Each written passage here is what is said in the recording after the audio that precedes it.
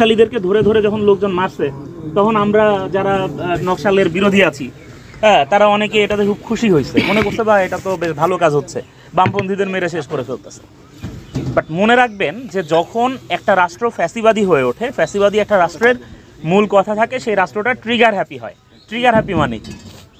আপনারা যেহেতু এখানে বেশিরভাগই এইচএসসি পাস করা লোকজন, আপনারা এই গল্পটা পড়েছেন কিনা? ওই যে গল্পের একটা কথা আছে এরকম, যে যখন মানুষের হাতে বন্দুক থাকে, বন্দুক থাকলে নিরীহ মানুষেরও চোখ যায় কি পশু পাখির দিকে, হ্যাঁ, মনে হয় যে একটা গুলি করি। আপনারা ছোটবেলায়, আমি ওই যে কাঁচি, আমার বাবা কৃষক, তা আমরা ওই ধান কাটার পরে কাঁচি নিয়ে বাড়ি আসতাম, আব্বা আমার 2 হাতে 2 কাঁচি ধরাই দিতেন। আমি আসার সময় রাস্তার পাশে যত ওই যে আছে আপনার কলমি কচা আছে, এগুলোতে কোপাইতে কোপাইতে আসতাম। তার মানে কি, হাতে পাওয়ার থাকলে ভাই আপনি মন চাই এরে একটু কোপ দিই, হ্যাঁ, ওরে একটু থাবড়া মারি, ওই এমনে তাকায় কেন, এমনে শব্দ করে যায় কেন, তাই না? এরকম মনে হয়। রাইট। তো দেখেন, ফ্যাসিবাদী রাষ্ট্রের মূল সমস্যা হচ্ছে যে এরা আমাদেরকে অনুভূতি দেয়, মনে করায় যে বাবা তুমি তো ভালো, তোমার চেয়ে ও খারাপ, আমি ওরে মারতেছি, তুমি কিছু বইলো না। এবং একসময় আমাদেরকে মনে করায় যে আমরা প্রিভিলেজড, আমাদেরকে বোঝায় যে আমাদের আসলে কোনো সমস্যা নেই।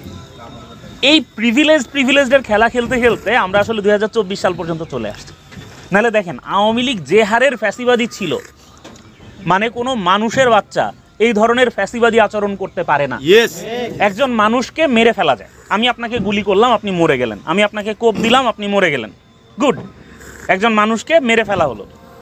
কিন্তু একজন মানুষকে ধরে নিয়ে যে 10 ফুট বাই 10 ফুটের চেয়ে ছোট একটা, 10 ফুট বাই 10 ফুটও না তো, কোনো রকম লম্বালম্বি হয়ে শোয়া যায় এরকম, মানে 5 ফুট 6 ফুটের কক্ষে দিনের পর দিন, বছরের পর বছর আটকে রাখা, আয়নাঘর যেটা, হ্যাঁ, সে আয়নাঘর সৃষ্টি করে আটকে রাখা এবং দিনের পর দিন একজন মানুষকে বের হতে না দেয়া, ওই জায়গায় 10 বছর 12 বছর 14 বছর আটকে রাখা, এটা যে আসলে কত বড় নিষ্ঠুরতা, এটা যে আসলে কত বড় মানে জঘন্য কাজ, মানবতার কত বড় খিলাফ, এটা আপনারা একটু ভাবলেই বুঝতে পারবেন। আমরা বিডিআর, আমি আমার জীবনে 3 বার জেল খেটেছি। তো আমি দেখেছি যে এই গাজীপুর জেলা কারাগারেই খাটছি ভাই, আপনাদের বাড়ির কাছেই আর কি। তো আমি যখন প্রথমবার গেলাম তখন আমাকে খুব মারা হয়েছিল, তার কারণে আমি বসতে পারতাম না সোজা হয়ে আর কি, হ্যাঁ, এরকম। আমি ইভেন বাথরুমে যেও বসতে পারতাম না, এরকম একটা সিচুয়েশন ছিল। তো আমাদের মেডিকেল সেলে ছিলাম, মেডিকেল সেলে একজন বিডিআর বিদ্রোহের একটা ভাই ছিলেন। তো 2009 সালে যদি উনি গ্রেপ্তার হয়ে থাকেন, তাহলে ওনার মোটামুটি ওই সময় 2-2.5 বছর খাটা হয়েছে আর কি, এরকম একটা সময় ওনার সাথে আমার দেখা হয়েছে। সে সময় ওনার বয়স হচ্ছে 26 বছর, মানে 24 বছর বয়সে উনি জেলে গেছেন। তখন উনি বিয়ে শাদী করেন নাই, উনি রিসেন্টলি মুক্তি পাইছেন, মানে এই যে এখন যে মুক্তি পাইল না, এই মুক্তির সাথে উনি মুক্তি পাইছেন। তাহলে ওনার বয়স এখন কত হয়েছে ভাই? যদি 2011 সালের মাঝামাঝি সময়ে যদি ওনার বয়স হয়ে থাকে 26, তাহলে ওনার বয়স এখন কত হয়েছে? 40-42-41 বছর বয়স ওনার হয়ে গেছে, উনি এখনো বিয়ে শাদী করেন নাই। একজন মানুষের প্রতি, একজন নিরপরাধ মানুষের প্রতি, উনি যে নিরপরাধ এটা ওনার চেহারা দেখলে আপনি বলে দিতে পারবেন, অন্য কিছু দরকার হবে না। একজন নিরপরাধ মানুষের প্রতি এই যে অন্যায় করা, এই অন্যায়টারে আপনারা ঠিক কোন প্যারামিটার দিয়ে সংজ্ঞায়িত করবেন এটা আমার জানা নাই। আমরা বঙ্গবন্ধুর অসমাপ্ত আত্মজীবনী পড়েছি, তাই না? যদিও এটা শেখ মুজিবুর রহমান আদৌ লিখছেন কিনা এই বিষয়ে সন্দেহ আছে, অনেক রকম কথাবার্তা আছে, পড়েছি। সে অসমাপ্ত আত্মজীবনীতে একটা লাইন আছে, মানে একটা ঘটনার কথা বলা আছে, সেটা হচ্ছে শেখ মুজিবুর রহমান জেলে বন্দি, তার মানে পরিবার তাকে দেখতে গেছে। দেখতে গেলে কামাল যে সে ছোট, সে চাই শেখ মুজিবের কোলে উঠতে, কিন্তু শেখ মুজিবুর রহমান যেহেতু সেলের ওই পাশে এসে কোলে নিতে পারতেছে না, মানে খুবই হৃদয় বিদারক ঘটনা, হ্যাঁ, কোলে নিতে পারতেছে না। কেন সে কোলে নিতে পারতেছে না? কারণ বন্দি, পাকিস্তানিরা তাকে বন্দি করে রেখেছে। পরে কামালকে সে বলছে যে তোমার মার সাথে আমার সমস্যা হয়েছে, তোমার মার বাড়িতে আমি যাবো না, তুমি তোমার মার বাড়িতে যাও, আমি এখানে থাকবো, এটা আমার বাড়ি। তো এটা বলার পরে কামাল কাঁদতে কাঁদতে চলে যাচ্ছে। তখন শেখ মুজিবুর রহমান লিখছেন যে বিনা কারণে শুধুমাত্র রাজনৈতিক প্রতিহিংসার বশবর্তী হয়ে একজন মানুষকে দিনের পর দিন জেলে আটকে রাখা, তার পরিবার থেকে বিচ্ছিন্ন করে রাখা, এটা যে কত বড় জুলুম, এটা যদি কেউ জানতো তাহলে সে এটা করতো না। কিন্তু আমরা দেখেছি যে শেখ পরিবার এই দেশের প্রত্যেকটা মানুষের উপরে, প্রত্যেকটা মানুষকে ডিভাইড করে, প্রত্যেকটা মানুষকে আলাদা আলাদা করে আপনাকে বলছে ভাই আপনার চেহারা আমার চেয়ে ভালো, বা আমি আপনার চেয়ে বেশি চেহারা কালো, এই জন্য আমারে মারা যাবে, আর আপনি একটু ফর্সা দেখে আপনারা এখন মারতেছে না, আপনি খুশি হয়ে গেছেন। আমাকে দিনের পর দিন জেলে আটকে রাখছে, আপনি কথা বলেন নাই ভাই। জেলে আটকাচ্ছে কারে? জেলে আটকাচ্ছে জামাতরে, আপনারা তো কিছু বলতেছে না। জেলে আটকাচ্ছে কারে? যার দাঁড়িয়ে আছে তারে জেলে আটকাচ্ছে, আপনারা তো কিছু বলতেছে না। জেলে আটকাচ্ছে কারে ভাই? জেলে আটকাচ্ছে ধরেন যে একজন ধরেন রিক্সাওয়ালারে। আপনি তো ভাই এলাকার বাড়িওয়ালা, ঠিক আছে, আপনি তো এলাকার মেম্বার, আপনারা কিছু বলতেছে না, ঠিক আছে। আটকাচ্ছে কারে? অন্য একজন রে। এই অন্য একজন সাধারণ মানুষ। এইগুলা হইতে হইতে হইতে হইতে আমরা 24-এ এসে যখন টের পাইছি যে আমরা কেউই আসলে অত্যাচারের বলয়ের বাইরে না, সব কিছুই আসলে ঘুরে ফিরে আমাদের উপর পড়বে, সেই সময়ে যে আমরা রাস্তায় নামছি। বাংলাদেশে এই ফ্যাসিবাদ কায়েমের জন্যে শেখ হাসিনা যতটুকু দায়ী, আমরা যারা মানে মধ্যম আয়ের মানুষ, আমরা যারা প্রিভিলেজ মানুষ, আমরা তার চেয়ে বেশি দায়ী। আমাদের প্রত্যেকের দায় আছে এই ফ্যাসিবাদের পেছনে। কারণ শেখ হাসিনা একজন মানুষ, সে একলা কিছুই করতে পারতো না যদি না আমরা প্রত্যেকে এই 24টা যদি যখন হেফাজতরে মারছে তখন আমরা বলছি যে হেফাজতরে মাইরা ভাগায় দিছে বুড়িগঙ্গা পার করে দিছে, ঠিক আছে। আমাদের ওরা এতিম পোলাপান আসছে করতে বরিশালেরতে, আসছে করতে ওই পিরোজপুরের ভান্ডারিয়াতে, ঠিক আছে, ও আসছে করতে নাইক্ষংছড়ির গহীন অরণ্য থেকে, ওরা ওদেরকে ওইখানে পাঠাই দিছে। আমরা খুশি হয়ে গেছি, আমরা বলছি যে ওরা জঙ্গি, আমরা বলছি যে ওরা হচ্ছে কি মৌলবাদী, তাই না? আরে ভাই, ওরা তো আপনার আমার প্রতিনিধিত্ব করে। আমরা ভুলে গেছি যে এই যে ক্ষোভটা, এই যে মানে বিচারহীনতার একটা সংস্কৃতি গড়ে উঠতেছে। আপনারা কথাটা খেয়াল করুন, কথাটা হচ্ছে সংস্কৃতি গড়ে উঠতেছে। এইটা আসলে খুব ঝামেলার, এটা আমরা ভুলে গেছি। এখন আমরা বিচার পাই না। আপনারা মনে করেন যে আপনাদের সমস্যা সব সমাধান রাজনৈতিক দল করে দিবে। আপনারা পাওয়ার চান, কেন পাওয়ার চান? আপনারা মনে করেন যে ভাই আপনারে হেল্প করবে, আপনারে থানায় পুলিশ ধরে নিয়ে যাবে, এটা আপনারা মনে করেন, বিশ্বাস করেন, এবং এই কারণে আপনার ভাইয়ের সাথে ভালো সম্পর্ক থাকা দরকার। কিন্তু আপনারা কেউ মানেন না যে পুলিশ আপনারে ধরতে পারে না ভাই। পুলিশ আপনারা কেন ধরবে? আপনি চুরি করছেন না ডাকাতি করছেন, আপনাকে কেন ধরবে? এই প্রশ্নটা আপনার নিজেকে পুলিশকে করতে হবে। কোনো ভাই আপনার পক্ষে এসে এই প্রশ্ন করে দেবে না। এটা হচ্ছে প্রকৃত কথা ভাই। আমরা এই সিস্টেমটা রিপ্লেস করতে চাই। আমরা বুঝাইতে চাই যে যদি আপনাকে ধরতে হয় তাহলে পুলিশকে বডি ক্যাম ওপেন রাখতে হবে। আপনার সাথে যে কথোপকথন হয়েছে পুলিশের, পুলিশ আইসা আপনারা বলবে শালার পুত, ঠিক আছে, আর আপনি পুলিশকে বলবেন স্যার, ওই দিন শেষ ভাই, ঠিক আছে। যদি কোনো পুলিশ এভাবে বলে, তার কাছে আপনি ব্যাজ নাম্বার চাইতে পারবেন, থানায় নিয়ে যাওয়ার আগে আপনি একটা ফোন কল করতে পারবেন, নাসের ভাই আছে, নাসের ভাই জানে। এইসব অধিকার যে আপনার আছে, এই অধিকারের কথা মানুষ জানে না। আমরা মানুষকে এই অধিকারের কথা বলতে আসছি। আমরা বলতে আসছি সংবিধান বলে একটা জিনিস বাংলাদেশে এক্সিস্ট করতে এক সময়, সেই সংবিধান আমরা চেঞ্জ করতে চাই। কারণ 72-এর সংবিধান আপনার এবং আমাকে নিরাপত্তা দিতে পারে নাই। যে সংবিধানের আমাদের রক্ষা কবচ হওয়ার কথা ছিল, সেই সংবিধান আমাদের রক্ষা কবচ হইতে পারে নাই। যদি পারতো তাহলে কোনো পুলিশ আমাদের দিকে গুলি করতে পারতো না ভাই। আপনারা বলেন, দেখেন ভাই, প্রত্যেকটা বিপ্লবের পর একটা প্রতি বিপ্লব আসে। আমরা দেখেছি যে রাশিয়াতে বিপ্লব হয়েছে। রাশিয়াতে যখন বিপ্লব হয়েছে 1917 সালে, রাশিয়ার বিপ্লবের পরে কিছুদিন পরেই প্রতি বিপ্লব হয়েছে। আমরা দেখেছি সেই বিপ্লবে যারা মানে প্রতি বিপ্লবে যারা বিপ্লব করেছে তাদেরই ফাঁসি হয়েছে। মনে রাখবেন, একটা বিপ্লবের পরে প্রতি বিপ্লব আসন্ন থাকে। আমরা যদি মনে করি আমরা একটা বিপ্লব করছি, তাইলে আমাদের প্রতি বিপ্লব আসন্ন, এবং এইখানে এই বিপ্লবীদেরকেই ফাঁসিতে ঝুলানো হবে। আপনি যদি মনে করেন এই বিপ্লবী বলতে শুধু হাসনাত, শুধু সার্জিস, শুধু নাহিদ, শুধু আসিফ, আপনি ভুল মনে করতেছেন ভাই। ওদেরকে প্রথম সারিতে ঝুলাবে, ঠিক আছে, তারপরে দ্বিতীয় সারির দড়ি আপনাদের জন্য ওয়েট করছে। এবং এইটাও স্বাভাবিক যে হয়তো দড়িটা এইভাবে একটা ডালে ঝুলানো হবে, এক পাশে আপনি ঝুলবেন আর এক পাশে সার্জিস ঝুলবে, বুঝতে পেরেছেন ভাই? এক পাশে আপনি ঝুলবেন, এক পাশে আমি ঝুলবো, আমার ওয়েট বেশি দেখে আপনি উঁচু হয়ে যাবেন, বুঝতে পারছেন? এটাই হবে ভাই, আর কিছু না। কিন্তু হবে, মনে রাখবেন, আপনারা যে জায়গায় প্রবেশ করেছেন এটা একটা হেল হোল, এটা একটা মানে জাহান্নামের গর্ত, ঠিক আছে। এইখানে আপনি জাহান্নামের আগুনে বসে পুষ্পের হাসি হাসতে পারবেন কিনা এটা আপনাদের কর্মকাণ্ডের উপর ডিপেন্ড করে, এবং এই কাজটা আর কেউ করে দিবে না। সাকিব ভাই এসে গাছা থানায় কথা বলে সমস্যা সমাধান করে দেবে না ভাই, ঠিক আছে। জনি এখন ভাই যত বড়ই রাজনীতিবিদ হোক, আর নাসের ভাই যত বড়ই আইনজীবী হোক ভাই, নাসের ভাই কোনো মানে কি বলবো আলাদিনের চেরাগ নিয়ে বসে থাকে না যে উনি ঘষা দিবে, দত্ত বাইরে হবে, বলবে যাও গাছা সমাধান, ঠিক আছে। গাছা সমস্যা সমাধান করবেন ভাই আপনারা। আমরা আপনাদের এলাকা আপনাদের হাতে তুলে দিতে আসছি। এইটা কোনো বিএনপির কোনো রাজনীতিবিদ না, কারোর সাথে আমাদের কোনো সমস্যা নাই। বলতে চাই, বিএনপির সাথে আমাদের কিসের সমস্যা ভাই? জামাতের সাথে আমাদের কিসের সমস্যা? আমাদের সমস্যা হচ্ছে আওয়ামী লীগের সাথে। কারণ আওয়ামী লীগের মতো নীচ, ঘৃণ্য, পতিত, ফ্যাসিবাদী দল কথা বলতে পারবে না, সেটা গাজীপুর হোক, সেটা বাংলাদেশের যে কোনো প্রান্ত হোক ভাই। যতক্ষণ আমাদের জীবন আছে ততক্ষণ আওয়ামী লীগ কথা বলতে পারবে না। সেটা আহসানুল্লাহ মাস্টারের এলাকা হইলেও কথা বলতে পারবে না, সেটা যার এলাকা হোক কথা বলতে পারবে না। আমরা কারো বাপরে ভয় পাই না ভাই, কারণ যে মরে গেছে অলরেডি তারে মারা যায় না।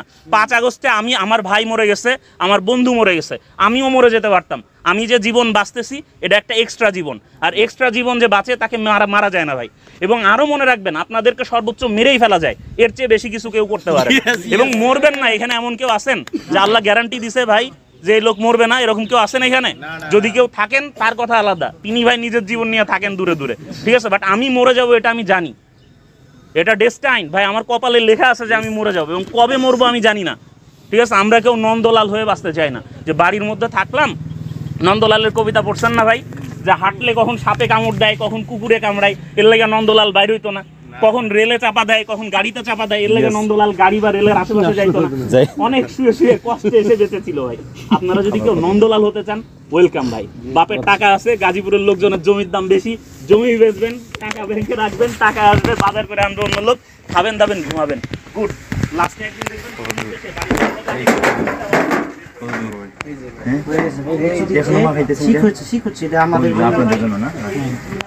রুটি কয়টা হয়েছে? আজকে আপনি একটা প্রমোশন হইতেছে আপনাদের, বুঝছেন না? মোটামুটি আপনাদের কতজন? 30 জন সার্ভ করেন, 30 জন প্লাস। 30 জন প্লাস চা কটা দিয়েছিল? 40টা 84টা চা ইয়া দেয়, 84টা লুচি আর 42টা। আপনাদেরকে বলি, আজ পর্যন্ত কোথাও বলি নাই, সিরিয়াসলি লিখে রেখেছিলাম। আমার শুধুমাত্র একটাই রিকোয়েস্ট ছিল যে যদি আমার ঘরে, আমি বলবো যে ভাই যদি আমার ভাইরা ফেলাম, আমার চেহারাটা অবিকৃত রাখবেন, যেন আমার বাপ মা চিনতে পারে। মানে আজকে আপনাদের সাথে সিরিয়াসলি আমি বলি নাই আজ পর্যন্ত, এগুলো বললে মানুষ নরম হয়ে যায়, ভয় পেয়ে যায়। এই জন্য এই জায়গায় যে বলা যায় না, আমি লিখে রেখেছিলাম, আমি অনুরোধ করতে চেয়েছিলাম ঘরে আমার লাখটা আপনার কাছে ফেরত দিয়ে আসবে। আমার বাড়িতে বড় একটা পারিবারিক গোরস্থান আছে, আমি যাই প্রত্যেক বছর সেখানে, আর মনে করি যে এই জায়গায় আমার কবর হবে, অনুমান করার চেষ্টা করি যে আমার কবর কোন সিরিয়ালে আছে, বুঝতে পারছেন? আমার খুব ইচ্ছা আছে ওইখানে আমার মানে দাফন হবে। তো ভাই আমরা আসলে ওইগুলো ভয় পাই না, এবং ভয় পেয়ে বিপ্লব হয় নাই। যদি মানুষজন ভয় পাইতো তাহলে পুলিশের শেষ পর্যন্ত এই কথা বলা লাগতো না যে স্যার মারি, হ্যাঁ মরে একটা, এবং ওই একটাই পড়ে, অন্যরা কি করে আবার বাকিটি যায় না, ঠিক আছে। এই কথা পুলিশে বলা লাগতো না ভাই।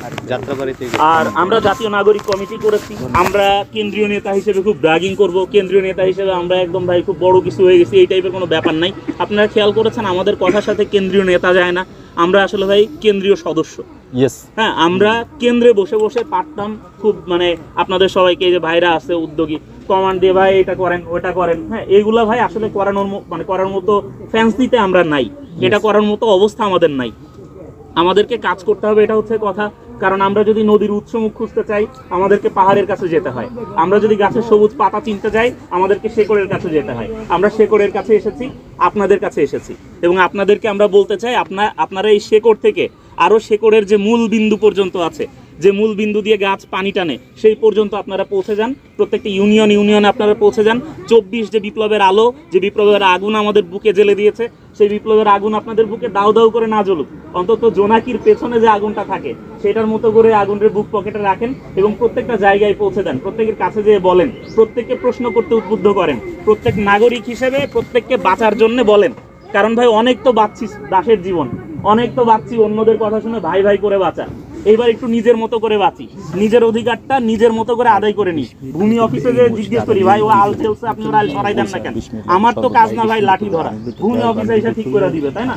এই ব্যাপারগুলো আমরা নিজেরা করতে শিখি ভাই। আমরা বুঝি নাগরিক হিসেবে আমরা আসলে কতটুকু পাই।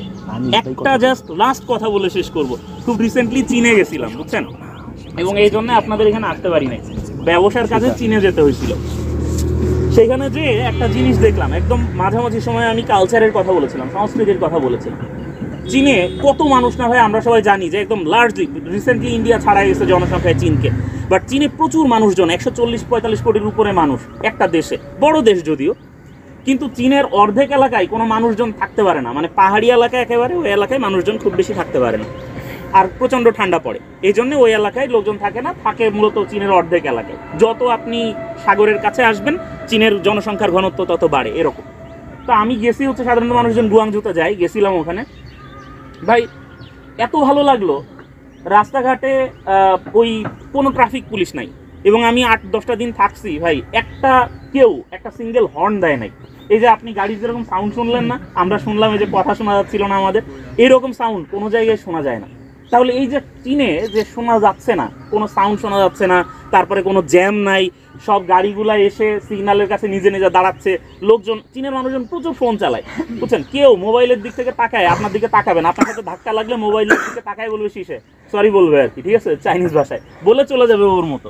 তাইলে কোনো দিকে না তাকায় একটা মানুষ সিগন্যাল পার হয়ে যাচ্ছে, গাড়িগুলা এসে জায়গা মতো দাঁড়ায় যাচ্ছে, এই কাজটা করতে মানে কে তাদেরকে বাধ্য করছে ভাই?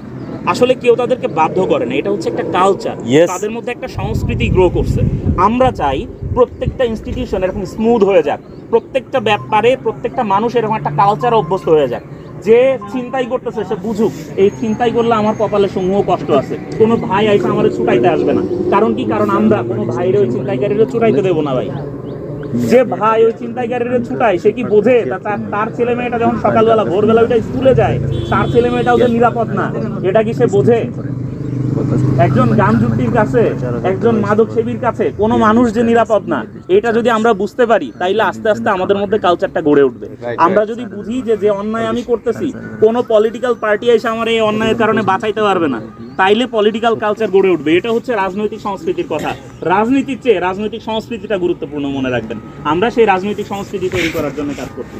খুব বেশি কিছু হয়তো আমাদের করণীয় নেই, কিন্তু এতটুকু করে দিতে পারলে ভাই, আমার ছোট্ট ছোট্ট 2টা বাচ্চা আছে, আমি বিশ্বাস করি যে তারা 2034-এ 35-এ 36-এ যে আবার রাজপথে গুলি খেয়ে মরবে না, মরার পর বলবে না যে ওরা আমাদের মারতে আসছিল দেখে গুলি করছি, ওরা সন্ত্রাসী। ভাই আপনারা কেউ আছেন যারা নিজের সন্তানকে নিজের জীবনের চেয়ে বেশি ভালোবাসেন না? এরকম কেউ আছেন এখানে? নাই। আমরা প্রত্যেকেই নিজের সন্তানকে নিজের জীবনের চেয়ে বেশি ভালোবাসি, তারা আমাদের অস্তিত্বের অংশ। কাজে আমাদের সন্তানের জন্য, আমাদের অনাগত প্রজন্মের জন্য এটা হচ্ছে আমাদের গিফট। প্রত্যেক জন্মদিনে গিফট দিয়েন না ভাই, দরকার নাই, তাদেরকে একটা জীবন গিফট দিয়ে দেন, একটা রাজনৈতিক সংস্কৃতি গিফট দিয়ে দেন। Most fantastic. যাই হোক ভাই, আমি আসলে পলিটিক্যাল বক্তব্য অভ্যস্ত না, নাসির ভাই বলবেন আপনাদেরকে কথা। আমার কথা এইটুকুই, সবাই ভালো থাকবেন, সুস্থ থাকবেন, এবং আশা করবো যে বিপ্লবের আলো নিজের প্রাণ